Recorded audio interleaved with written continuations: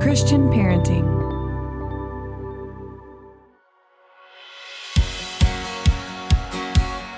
Understanding our own finances is hard enough, let alone knowing how to teach our children. The Family and Finances podcast hopes to take you from a place of stress, worry, and tension to a place of freedom, peace, and unity. If you're looking for peace of mind, contentment, and confidence in dealing with your finances, this is the podcast for you.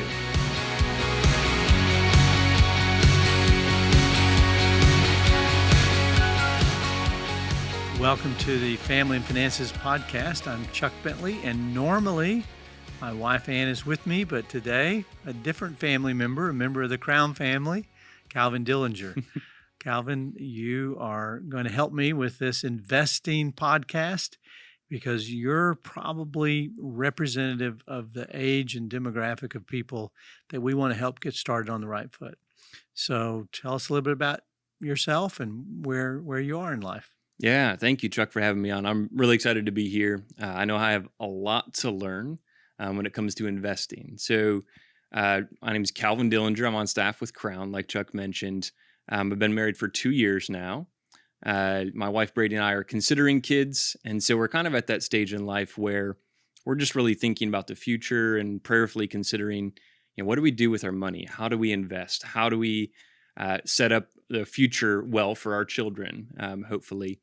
And so just being here today, I'm really excited, Chuck, to learn about some of the blocking and tackling, just some of the basics of investing. And we also have some great questions from others that have sent them in to create kind of just a baseline for, what is investing? How do you invest?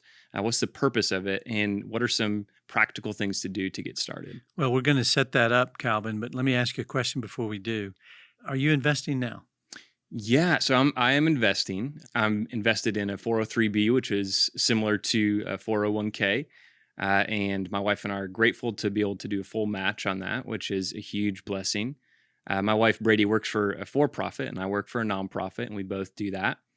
We do some single stock investing as well, just based on companies that we know well or that we trust. And then we have some index fund investments as well, just kind of tracking along with the stock market. So some basics for sure. Still have a lot to learn. We've made a few mistakes already, unfortunately, and those were good learning experiences for sure. Well, I'm going to lay out what I think are the basics of investing to help people to understand how to be prepared to invest, how to get started investing, and then I want you to help me fill in the blanks. Yeah, that's so great. If you don't mind, if I'm going off track, pull me back, or I'm not scratching the itch of what you think other people want to hear today. It's a big topic, but I want to give some biblical basics. First of all, to me, we have a mandate to invest. When the scripture says to be fruitful and multiply, I think it means everything. We multiply resources, which enable us to have something to share with others.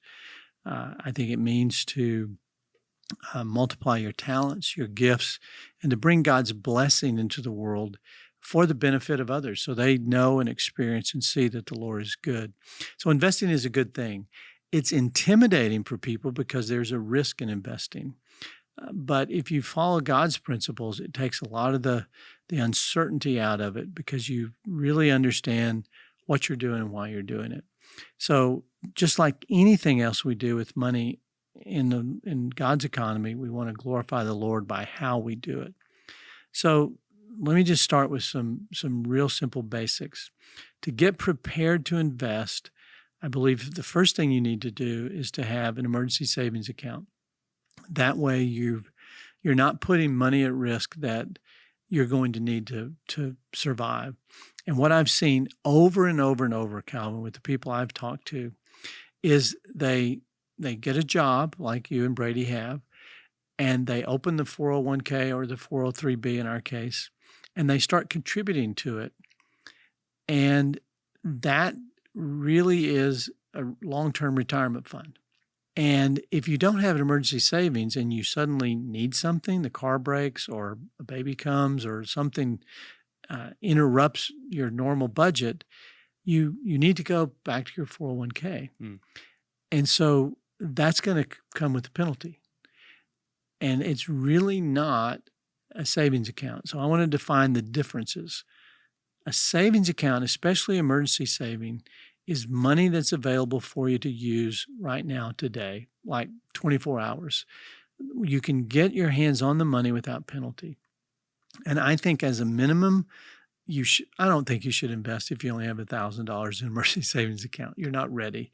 You need at least 3 months of your annual expenses set aside just for the savings. Then your 401k or your 403b, that's a long-term savings approach that is really for your retirement. And so it's good to have that as, I think, the next step in your investment plan.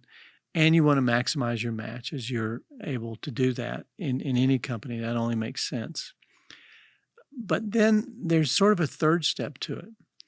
And that step is, once you've met all of your emergency savings goals and you've got a 401k started or a retirement plan started, I think it's good to have some amount of money set aside for individual investment gains that's not set aside for the long term, but it's for the short term. And so that's sort of the way we've set up our plan. We've got an emergency savings account, we have a long-term retirement plan, and then we have what we call our investment account. And those are 3 separate accounts. The difference between saving and retirement and investing, to me, is the level of risk. So saving is almost no risk. Your long-term retirement should have very minimal risk. And then you have an investment account that you recognize that you can take risk with that because you're not dependent on it. So that's sort of the 3 buckets of how I look at it. It all works together. You really can't separate them into just, I'm only going to do one and not the others in terms of if you want to become an investor. So that's sort of the foundational level. Yeah. Well, that's super helpful, Chuck. And I think just putting it into those 3 buckets with those varying level of risk, like even visually, I'm kind of thinking of like a red, like could be the high risk, and then you have the yellow and the green in regards to the level of risk that you're kind of looking at with those 3 different types of savings or investments. Yeah, I don't know if it's the level of investment risk in terms of that you're going to put that 3rd bucket in something crazy, but it is money that you can afford to lose. And that's when it becomes okay to take risk into things that may have a bigger return for you. And so investing is a risk-reward analysis. Many people confuse saving with investing, and they think, well, if I've got money set aside for emergencies, then I'm investing. No, you're really just saving, because that money should have no risk associated with it. And it should be a pretty significant amount of your budget to have that established. You know, setting aside 3 months of your income for many people is a big hurdle. And that's money you don't spend, but you've got to get to that hurdle first. Then you start your long-term investing for retirement, which shouldn't be in risk of losing that. Very, very safe investments there. And of course, it's all predicated on your time horizon. You're young. Brady's young. In that individual account, you can afford to buy some stocks at IPO, some things that have real long upside potential. But ultimately, you want to be sure that you've followed God's, I think really the 2 basic principles from the Lord in the scripture are, number 1, understand what you're investing in. The Proverbs say that by wisdom the house is built and filled with rare and beautiful treasure. Well, that's not by guessing. That's not by gambling. That's not by buying a lottery ticket. That's not an investment philosophy. And collecting NASCAR plates is not an investment philosophy either. I've had people tell me they collect rare things and they're into these little collectible things and that's their investment. Well, for the most part, it's not. And it's not, probably going to do you good that much good long term. And the second principle is to be diversified. And when we think about diversification, Solomon said it in 2 ways.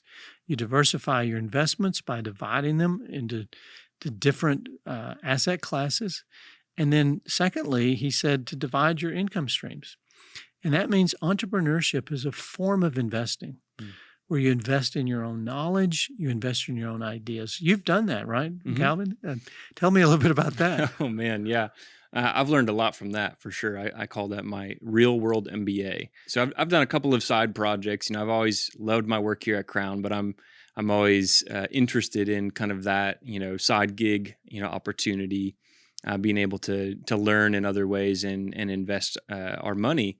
I started a brick and mortar coffee company that was just so fun and rewarding in a lot of different ways. Financially wasn't necessarily the most rewarding thing, but that was one of the things that we had invested a lot of time and money into.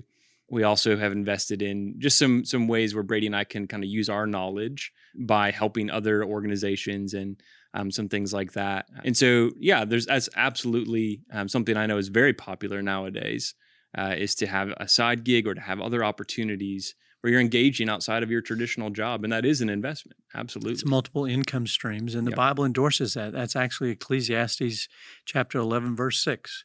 It endorses that because we don't know the future.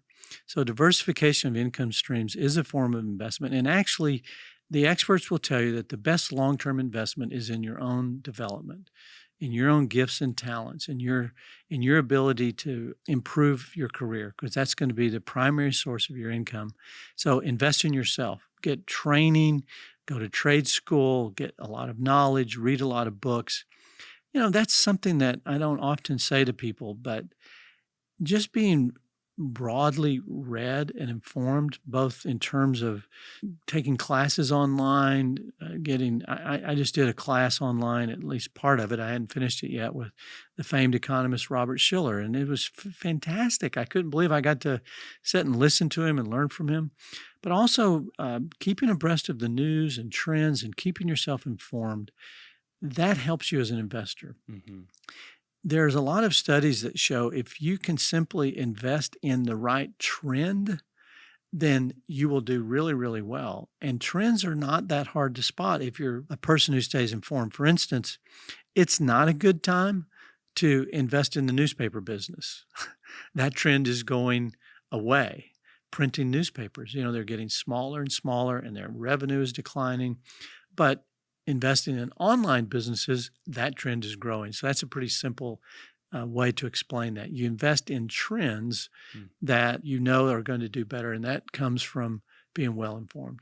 Yeah, that's great. I have a quick question for you to interrupt here, Chuck. And I don't want to, derail us too much, but I just was curious, when we're talking about those three different buckets, where does debt come into that picture? Because I know for a lot of our listeners, myself included, college was expensive and it takes money. So for those that have gone on and have furthered their education and had to take out student loans, what does it look like? How much should you be looking at paying off debt comparative to investing your money? Because there's a return on both sides.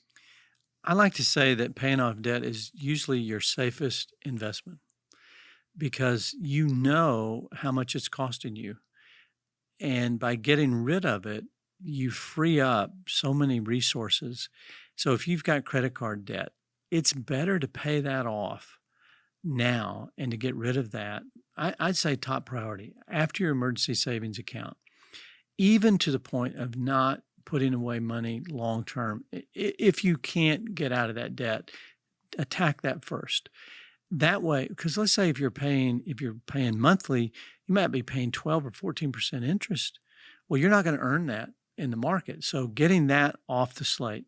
Your student loan debt is going to be a less interest rate, obviously, but it's important to get rid of that.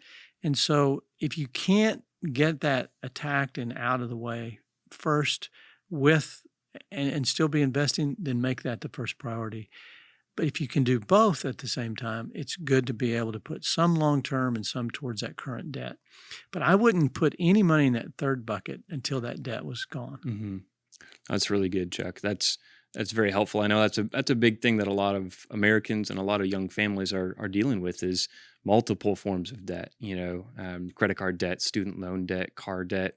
They make the mistake of thinking, if I can just make a good investment, I'll get more money and I can pay off my debt. Mm-hmm. And you're really working against yourself there. It's a sure thing to pay off the debt. There's no risk in getting that paid off. there is risk when you make an investment that could go south, where you could lose your money. And so I would recommend waiting until you're much healthier to be able to do that.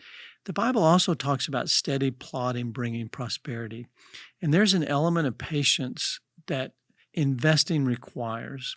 Investing is a very emotionally taxing endeavor, especially if you've made some decisions and you're hopeful that it's going to grow and do real well over time. The best investors are what I call long-term value investors. And value investors pick something that they know and understand. They've researched it. They know what they're getting into. And they decide, I'm going to partner with that business. I'm going to partner with that company. I'm going to stay with them, because what you're basically doing is they're paying you back dividends based on their growth. They're not literally a dividend, but you're sharing in their profits. And so an investment grows when you help a company capitalize their growth. A friend of mine said a few months ago, this was like earlier this year, he said, I shop at Costco. I really like Costco. I just want to I want to own stock in Costco. Well, guess what's happened to Costco? Mm-hmm. They've been booming through this pandemic, and he's just ridden that up tremendously. But it came from, he knew something about the business. He did his research. It was something that he liked the business. He wasn't gambling on Costco. He was partnering with them. And that's a long-term value investing approach. The other approaches are day trading. And those are people who try to look at trends and technicals and study charts and go in and out the same day or the same week or the same month. And that is extremely hard. Most people that I know that do that cannot endure the emotional drag of that type of approach to investing. It's really trading. And then the third method, which I find I was into and so many other people fall into, is a form of gambling, where you're just going to take a guess. Maybe your buddy told you, hey, you need to be in this. This is hot. That's happened to me. This is hot. A couple of times. And everybody's doing it. And you're going to miss out. FOMO, right? Mm-hmm. And those are the worst. Yes, just they are. Run from those. That you're going to get burned almost every single time. And it is so bad that I try not to ever tell anybody what I'm investing in, because I don't want that dynamic to happen where they do it because I did it, and it's become a gamble to them, where they do it blindly and they're not informed. They have no purpose or basis in it. They just want the return. I remember when I started investing, a guy over a coffee said to me, how much is your return this year? And I said, man, I'm having a great year. I'm up like 17%. And he literally laughed out loud. And he said, 17%? I'm up 42%. And he made me feel terrible. Well, I could have responded to that like, how did you get 42%? Yeah. And start chasing that and start moving things around without any knowledge of how he was doing that. And I had to think, okay, 17% isn't bad. I know what I'm doing. I'm going to stay the course and not get into gambling. And it's called chasing returns, where you just say, well, that stock paid a much better return last year or the last 10 years. That means it must do that in the future. No, it doesn't. And you'll find out the hard way. I've lost a lot of money investing, and I've got an MBA in the School of Hard Knocks in investing. And that teaches you that God's principles are to be cherished, because they really do help you. They help you get out of the emotion. They help you get out of the greed. They help you get out of the fear. Because essentially when Ann and I were talking about this the other day, when you make an investment, you have to imagine you planted a little stem in the ground that's going to grow into a tree. And if you don't water and nurture it, it might die. Yeah. And the storms may come and kill it. And if you uproot it too soon, it'll never yield fruit. And how many times I've made every one of those mistakes. Yeah. So imagine that you say, all right, I'm planting $1,000 of a tree that I hope to grow in that company.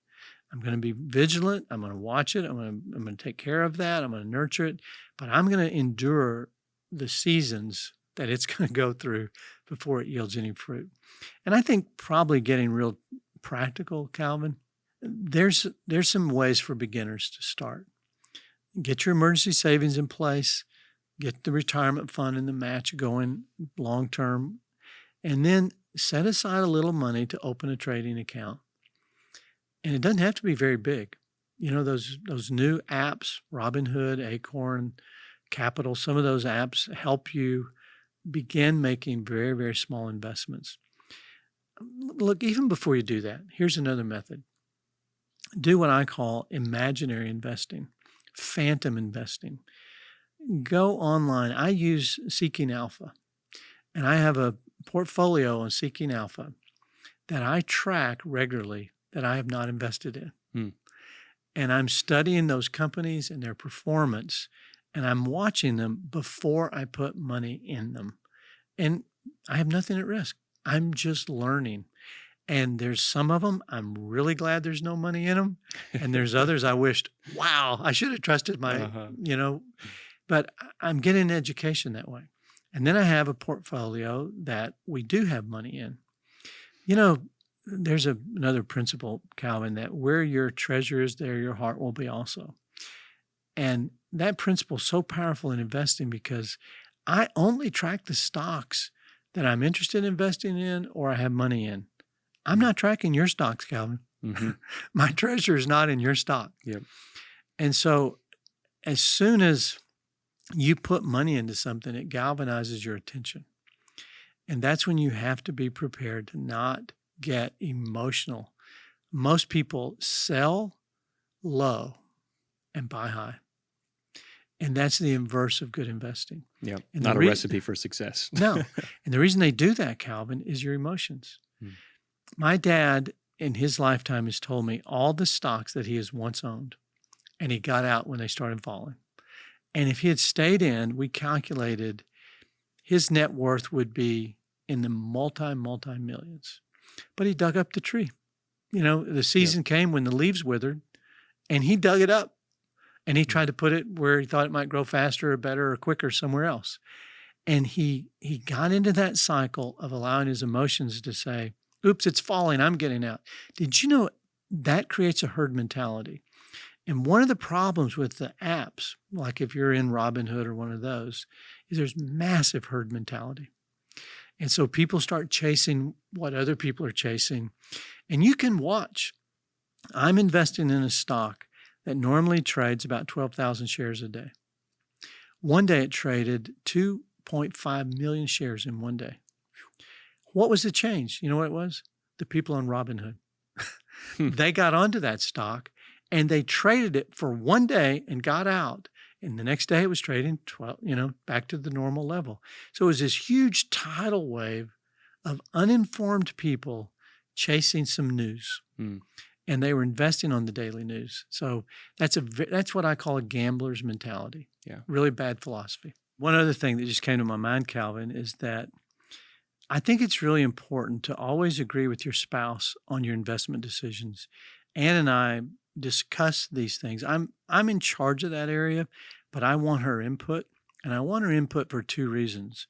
First of all, if I'm really wrong and she agrees with it, I'm not in as much trepidation because she agreed with me. Yeah. If I do it without her approval and we lose money and it divides our relationship, then I've lost both ways.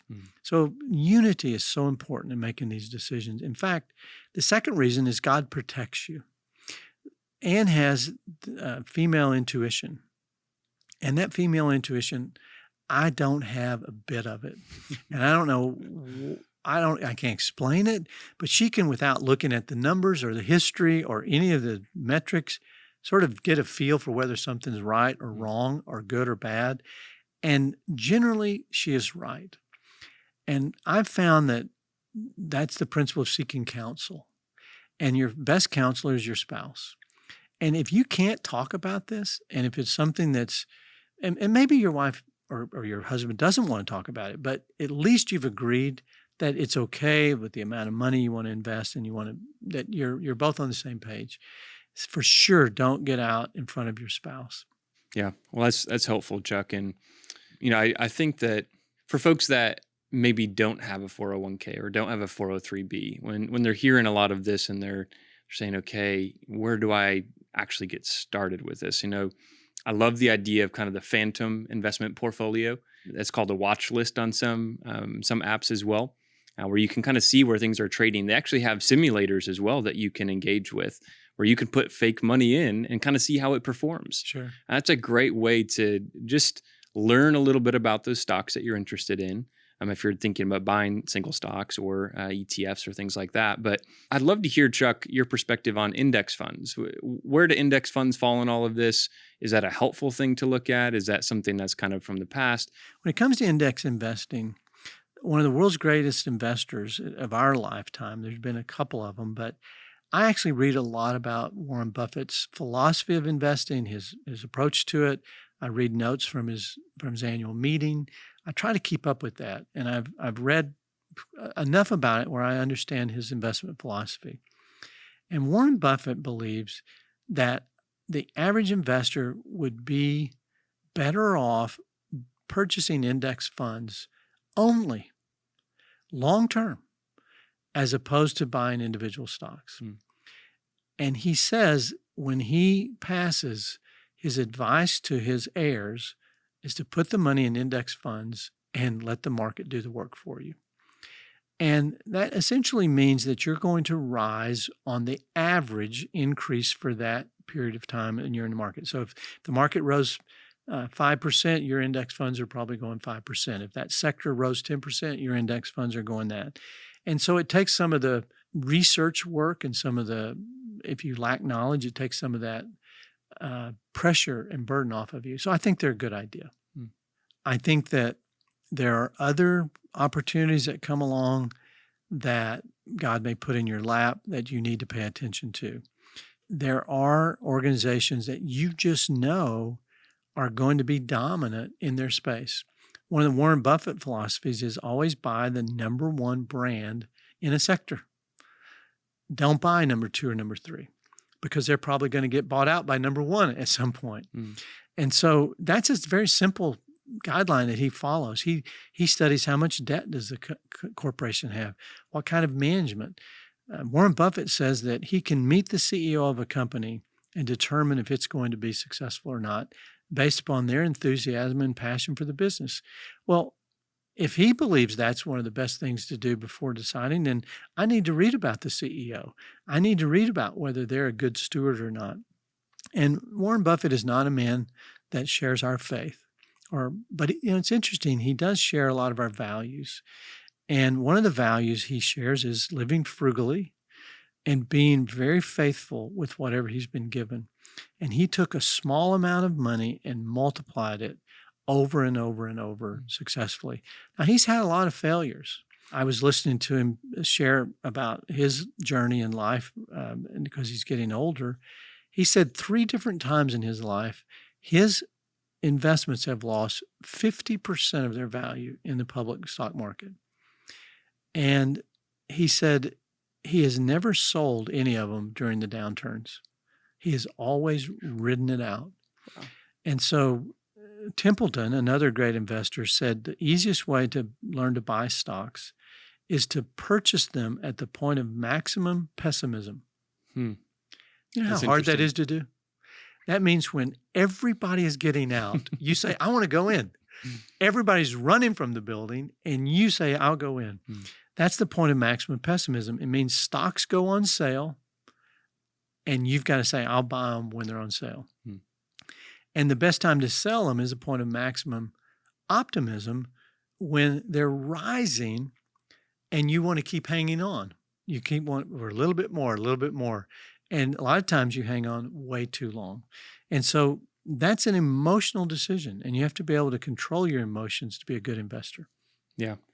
Well, that's super helpful, Chuck, just to get some ideas of, for some folks that maybe aren't comfortable single stock investing yet, or wondering what index funds are. It's helpful just to understand. Someone like Warren Buffett would recommend that his heirs and children would do something along those lines. And we didn't talk about diversification, which is a biblical principle, and that's where I differ than Warren Buffett. He calls it diversification. He doesn't believe in it. He claims he doesn't believe in it, although he practices it. And diversification means that, I think it was Benjamin Franklin said, don't put all your eggs in one basket. It means, don't make yourself more vulnerable because one sector may go down and one sector goes up. And look, the idea of hedging is that you've made investments sort of on both sides of the equation, where if this sector might go down, let's say energy prices go down, but online transactions might go up. And so you buy both so that you're diversified. And God said to diversify. Solomon said it's a great principle. And he said it based on this, that no man knows the future or what disaster may befall us.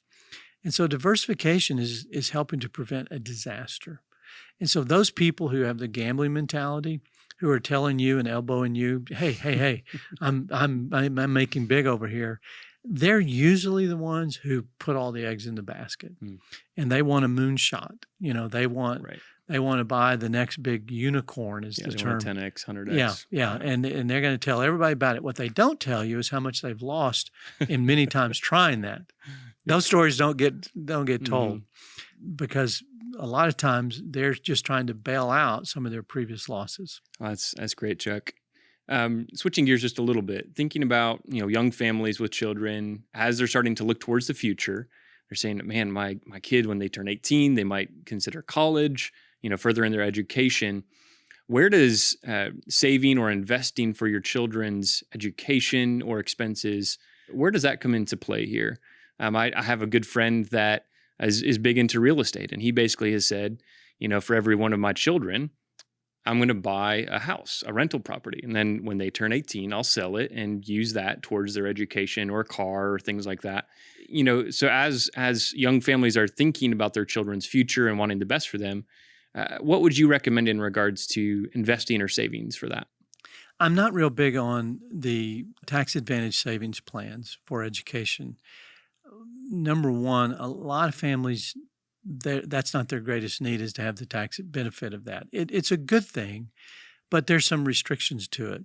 By the way, just before I get to the total answer there, a traditional IRA gives you the immediate benefit of a tax reduction, a tax credit in the year that you start that IRA.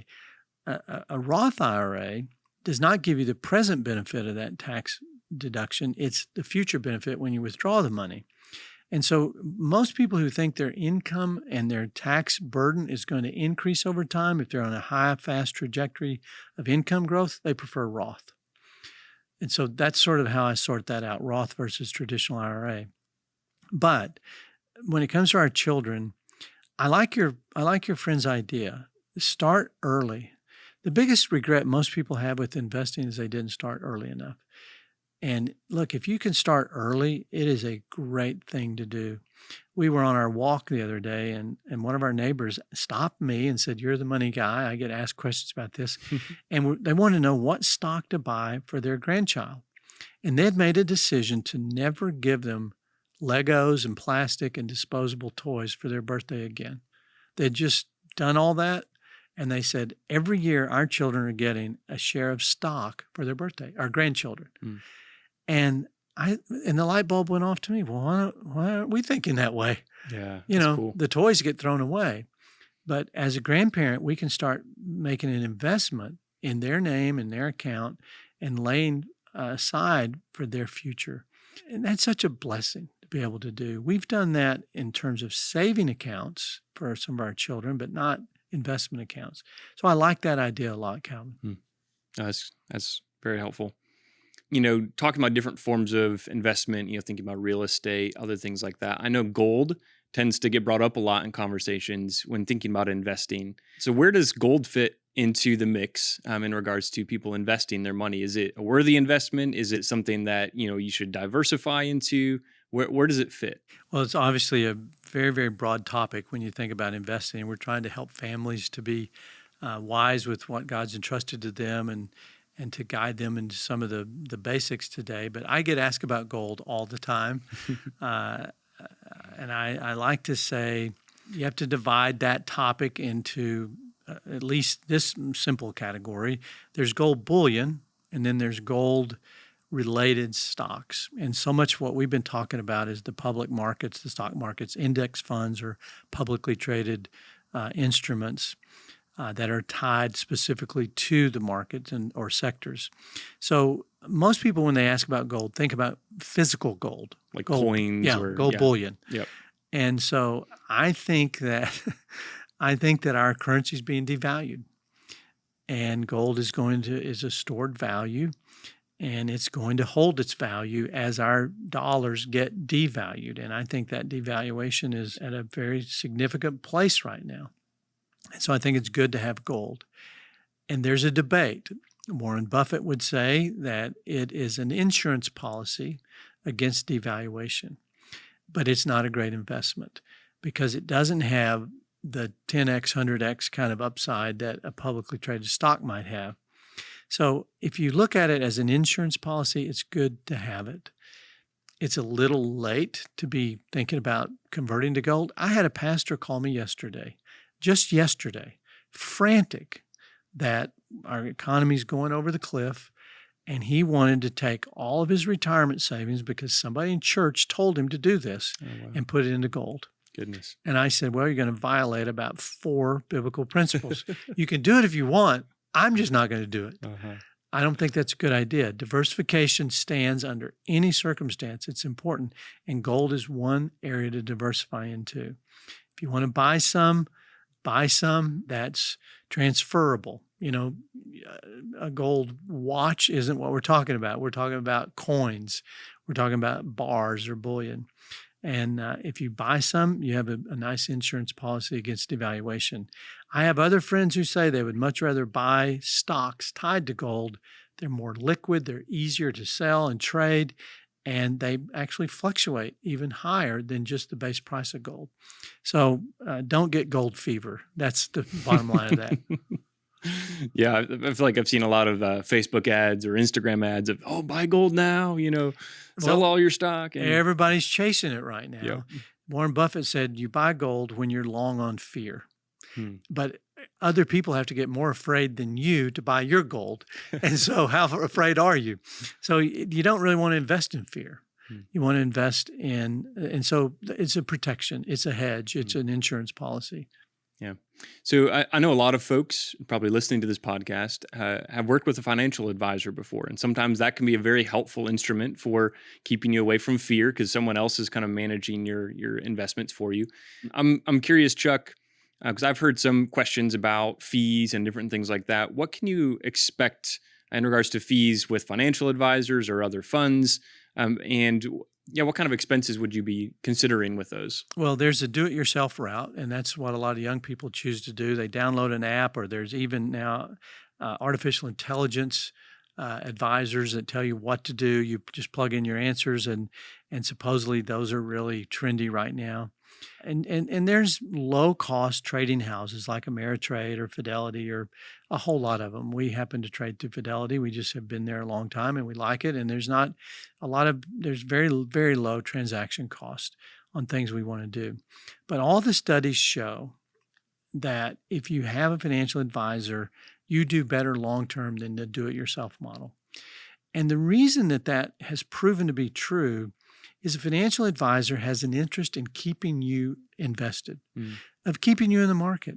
They talk you off the ledge when you want to get out, when everybody else is low. Yeah. I mean, when you want to get out at the worst time, they go, why do that? You're going to lose money.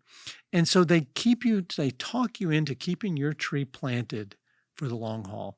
And it's shown that they're worth their fees because of that. That one differentiator is they help you through the emotional highs and lows.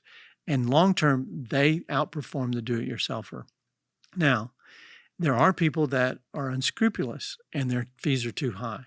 So when you choose an advisor, choose one that shares your values, choose one that has a proven track record of integrity, and one that you have studied how they're charging you compared to other people in their space. Calvin, I just did some research on a question about refinancing a mortgage, And the disparity between the cost of a mortgage, which you would think would be so standardized, it's all over the board. And to make a decision on a refinance or purchasing a house right now as an investment in real estate, the costs are vastly different, depending on how much research you do to get the better rate. So always, always, always do your homework when choosing a financial advisor. Well, that's great, Chuck. I think we're probably out of time. We're coming close to the end of our time today. But I'd love maybe in a future episode to discuss real estate investment as well. I know that's something that's really hot right now. I have a lot of friends kind of in my age demographic that are talking about buying rental properties and investing in the real estate market. So I'd love to dig into that in the future as well. Well, Calvin, I've enjoyed having you. I missed Ann today. I bet. But she thought that you'd do a much better job at this than she would, and quite frankly, it's been great. Thank you for helping me through this. Let me just say this about real estate, and then we'll move to the next podcast next week. Real estate is the biggest investment you make in as a couple, the biggest decision you make. And we need to talk about that in depth, some of the principles and how to do that well. That's sort of my background. And so not only as an investor, but as your primary house choice, I want to talk about that and then how to get into real estate and even some other forms of investing that have nothing to do with stock market. But thanks for helping me out today, Calvin. Yeah, Chuck, this has been great. Thank you. Appreciate you much.